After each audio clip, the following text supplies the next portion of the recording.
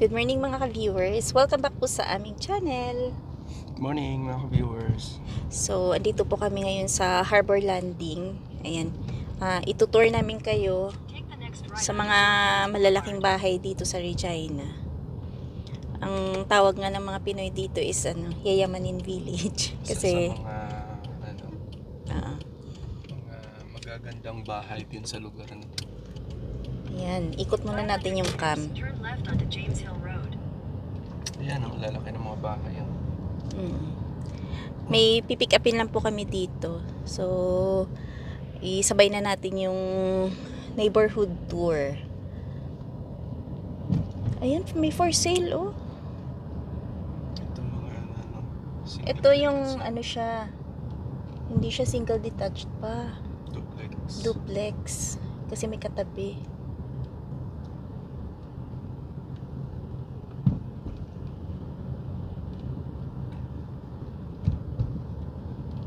Yung mga gantong bahay dito siguro pa may 400 siguro na.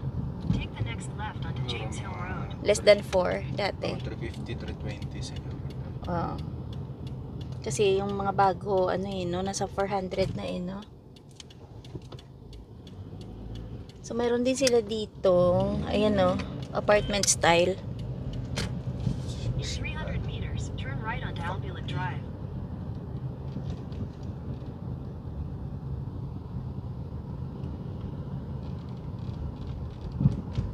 Ayan, dito banda mga duplex. Mamaya daanan po natin yung mga single detached. Ganda ng mga bahay din no?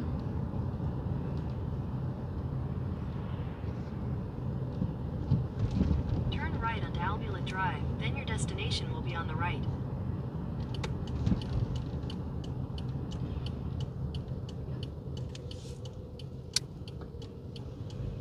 So marami din po ng mga Pinoy yung mga nandito nakatera.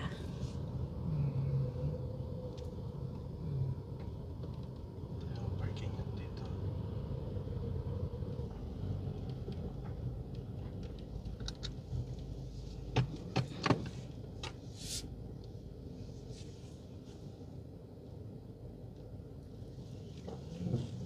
Tsaka yung mga bahay po dito, yung mga kulay, ganyan lang. Parang wala yung kulay na kagaya sa Pinas, no? Na yung matitingkad na kulay, no? Ganyan lang siya. Kulay yan. Sa atin. So yan po, may pipick upin lang po si Dadong doon. 460. Kasi may kausap po siya sa marketplace.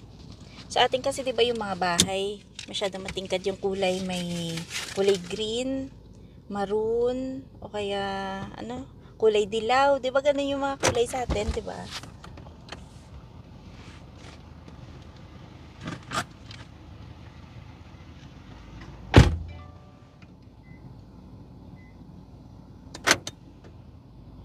So ayan, naka-ready na sana yung pambayad ni Dadong. Kaso lang, yun nga, nakita ko yung post nung seller, sabi, special offer for 3 items, no? For $15. Tapos, yun nga, pinuntahan namin dito kasi dito po sa amin, pagka halimbawa may bibenta ka, wala ka sa bahay, pwede mo siyang iwan lang sa mailbox. So, nakita ni Dadong dun sa mailbox, isang item lang po yung nakalagay. So, sabi ko kay Dadong, message mo na lang na pass ka muna kasi confusing yung post niya. Sabi niya, special price for 3 items. For, $15. Tapos makita-kita niya, iisa lang yung nandun Kung sa mailbox. sinabi niya each, Oo. understood, parang confused Klaro Oo, dapat na, clear dapat na 15 each. Oo nga. So, ayan. Isa lang yung nakalagay dun. Pass na lang tayo kasi Ayun, yung oras na. parang mahal yung item para sa 15 na iisa lang. Actually, naman siya, brand new naman siya. Kaso lang confusing nga yung post niya. So, itutuloy na lang po natin dito yung pag-iikot. Ayan. Itutour na lang namin kayo dito sa subdivision na to. So ito pong mga kasunod na mga bahay, single detached siya. Ayan o. Iba-ibang design naman.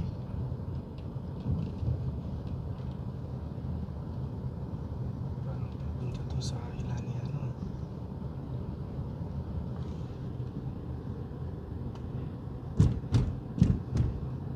Ganda ng mga design ng bahay, tsaka yung kulay, no?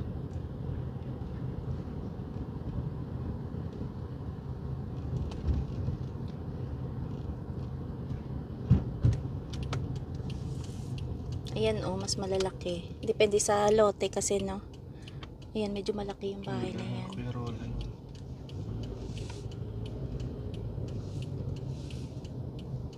So, yan po yung kanilang park. At dadaanan po natin yung school nila.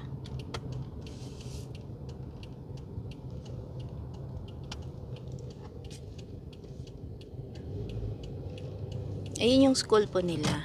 Ayun.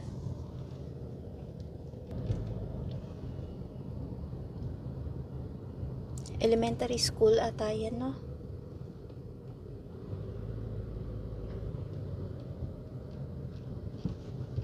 So, kagandahan dito kasi malapit lang sila sa school.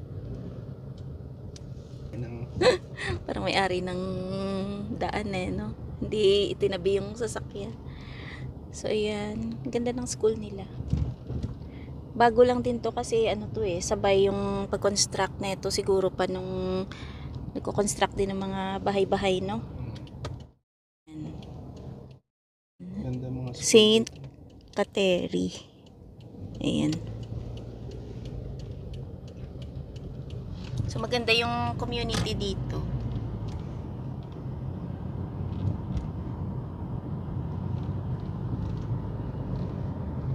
Para mas madami dito yung duplex, no?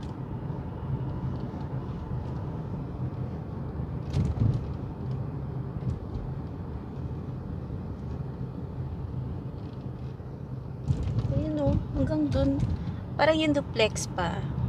Nandito sa side na ano pa, itong area na to. Tapos yung mga single detached. Andun sa dulo pa, no? Depende sa area. Yung area. Nilira nila.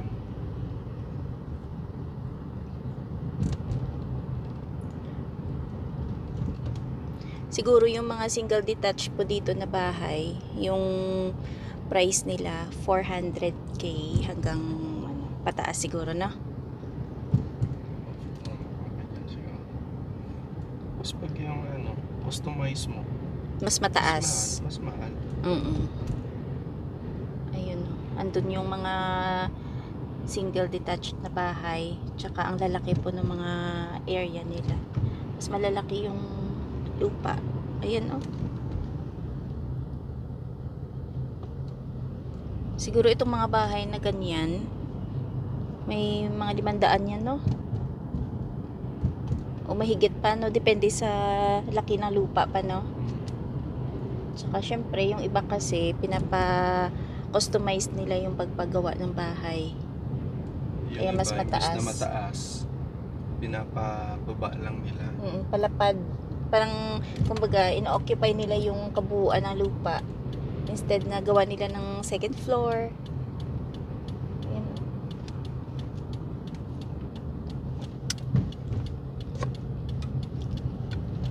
So, medyo malaki po itong Harbor Landing. Ayan, dalawa pala yung park nila. Ayan, no, park din.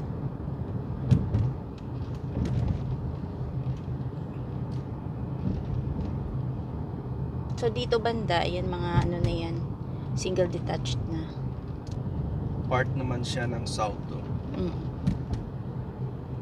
South area po ito.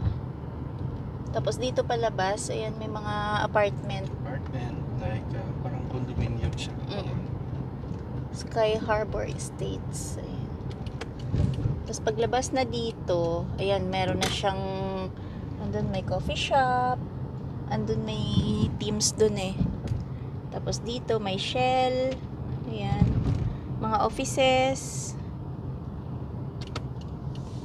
Meridian Suites, ayan, may hotel dun. At dito yung co-op nila.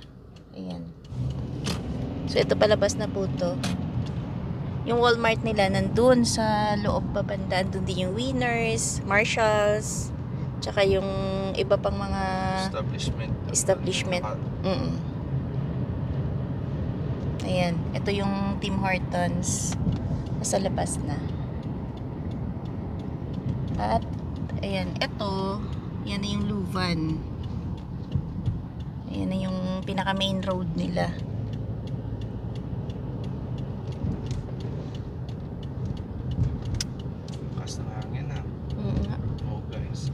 Itong way na to, papunta naman po to sa papuntang north. At ayun po yung airport. So malapit lang po talaga sila sa airport.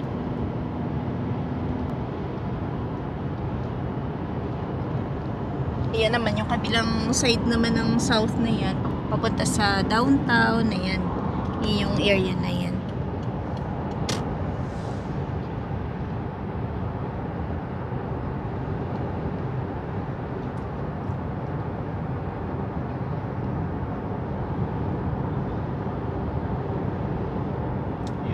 Fence na yan ang exit, separate sa sa main road at saka yung sa Kabahayan, residential.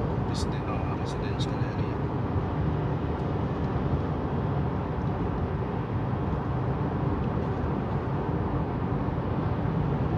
Dito mo lang naman makikita yung mga ganyan, may mga fence no? Sa atin wala, no? Diba? May fence din sa atin. Kumbaga sa National Highway, ganon. Mayroon na. Pailan-ilan. Katulad sa papunta ka ng mga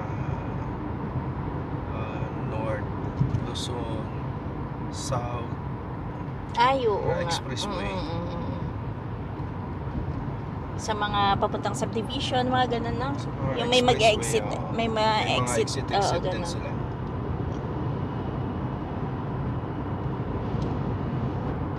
Organize ng mga bahay dito. Yung design ng mga housing nila. Halos parang pare-pareho yung mga, ang kulay nila pa, parang ano, no? May ano ka naman, may choice ka naman kung anong gusto mong kulay, pero kumbaga parang more on, ano sila, earth tone, no? Mga ganun yung kulay nila. Brown. Unlike sa atin nga, sabi ko, black. unlike sabi ko nga sa atin, diba, parang mahilig tayo sa mga, ano, matitingkad na kulay. Kaya, ang mga bahay sa atin, iba-iba yung klase ng kulay. Pero unique din naman, katulad yung sa Netherlands, yung mga, di ba? Katulad doon sa pinuntahan natin sa may Fisherman's Wharf. Sa Victoria, Sa no? Victoria, di ba? Ang ganda ng Para kulay. siyang Netherlands yan, no? Pero ang cute kasi nung mga ano doon. Namimiss po namin yung Victoria. Maganda yung ano po doon sa Fisherman's Wharf. Ilang taon na yun, no? Magli-5 taon na, no? 5 taon na ata. 2019 ba tayo doon? 2020. O 6 na taon. 6 na taon na ata. Parang 6 years ago na kaming nakapunta ng Victoria. After pandemic ba yun? Before. Bago mag-pandemic. So, sa ganong katagal, parang alam mo yun, gusto mo na ulit puntahan yung lugar.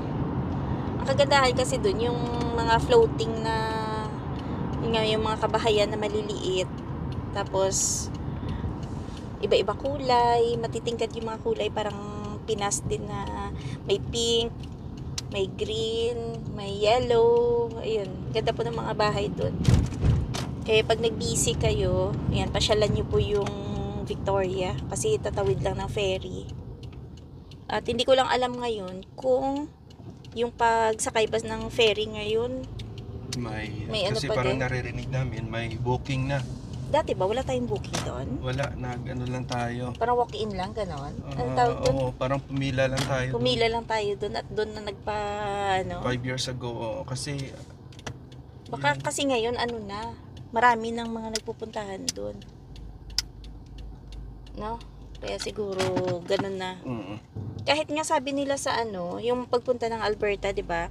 Sa may Banff, kailangan mo na rin atang mag-schedule, mag-book ng Sa- appointment para sa pagpunta dun sa mga lake. Parang ganun eh. Unlike dati na pwede ka lang mag-drive Saka yun. papunta dun. At saka yung ano, Kailangan mo mag-bus. yan yun. Tayo, nasubukan na natin yun, di ba? Nag-bus tayo, pero kumbaga, pwede pa din na mag-drive. Diretso na. Oo. Eh, ngayon po ata, parang dapat po talaga magbook ka talaga ng appointment para sumakay ng bus. Kasi siguro ang purpose nun is nililimit siguro nila yung mga sasakyan na papasok doon, no? Kasi napaka-traffic pagka hindi nila makontrol na like bus lang yung papasok doon. Pagka lahat ng tao ay magdadala ng sasakyan, ako, napaka-traffic. Ganon din ata sabi nila sa Capilano ba yun? Doon sa Yung Capilano Bridge. Tara na. So, yun, bilhin lang namin si Bengbeng ng sandwich. Tara.